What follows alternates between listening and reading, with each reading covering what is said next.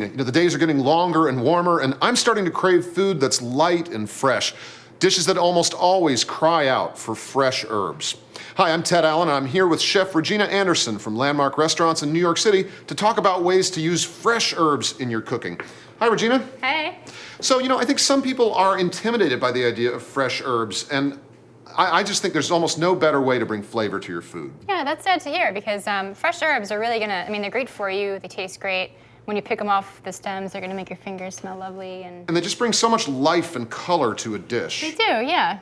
Almost any recipe that calls for dried herbs, you can use fresh. Generally, if it calls for 1 teaspoon of a dried herb, you're gonna wanna use about a tablespoon of fresh. So it looks to me, if I'm not mistaken, that you're gonna cook one of my recipes here. Can we talk about it? I am, and we can. I'm gonna make a strawberry tomato bruschetta with some fresh basil. Okay, now here's something that I think people might find surprising. The idea of mixing strawberries and tomatoes together, but they're both fruits, they're both sweet. They really work well together. Yeah, I agree. And it's gonna go great with wine or cheese or anything that you have for a party. This dish goes really, really well with one of my favorites, a wine from the central coast of California, Robert Mondavi Private Selection Pinot Grigio. Thanks to the mild climate and fertile soils, the result is a full range of elegant, food-friendly, and affordable wines, from light and lively to rich and full-bodied. Today, I'm going to focus on Robert Mondavi Private Selection Pinot Grigio. It's light, it's crisp, and will really complement our bruschetta today.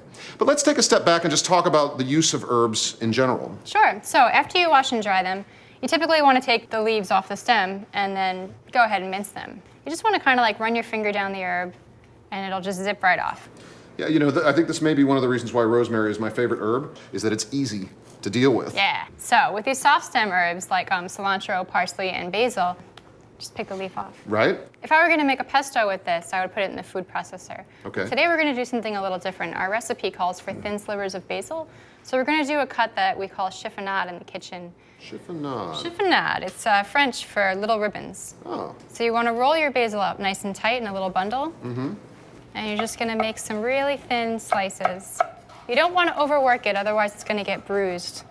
I love that technique also just because it's so efficient. Yes. So we've got our 1 cup of fresh sliced strawberries. And we're going to add 1 cup of halved cherry tomatoes. I love those little cherry tomatoes because they're good all year round. They are, yeah. All right, so we got 1 small clove of garlic that we minced up. Okay.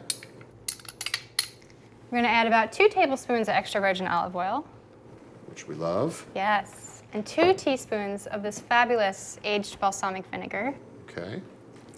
And some freshly ground pepper. And a little bit of salt. And this is really gonna bring out the flavor of that. We're also gonna add our basil.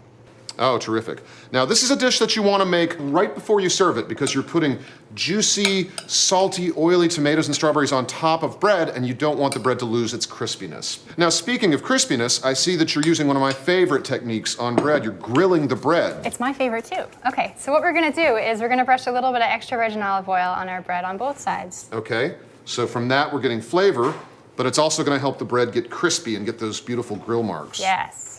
Okay, we're gonna place that on a hot grill. All right. You're just gonna grill them until they get nice and toasted on both sides. And we're gonna place 1 on the platter. We're gonna add a small spoonful of our bruschetta topping. Why small? Oh, let's just go for a big one. And try to get a little bit of tomato and strawberry in there. And we're just gonna add a little bit of fresh basil on top. Voila. Wow, it's such a simple dish and such a great presentation too. Thanks, Regina. No problem. So fresh herbs are one of the best things you can do to liven up your cooking, and it's really easy. You don't even have to have a garden, just a couple of pots in your kitchen windowsill and you are on your way. And be sure to pair it with one of my favorite California coastal wines, Robert Mondavi Private Selection Pinot Grigio. For more recipes and spring entertaining ideas, go to robertmondavi.com/discover. Until then, I'm Ted Allen. Thanks for watching.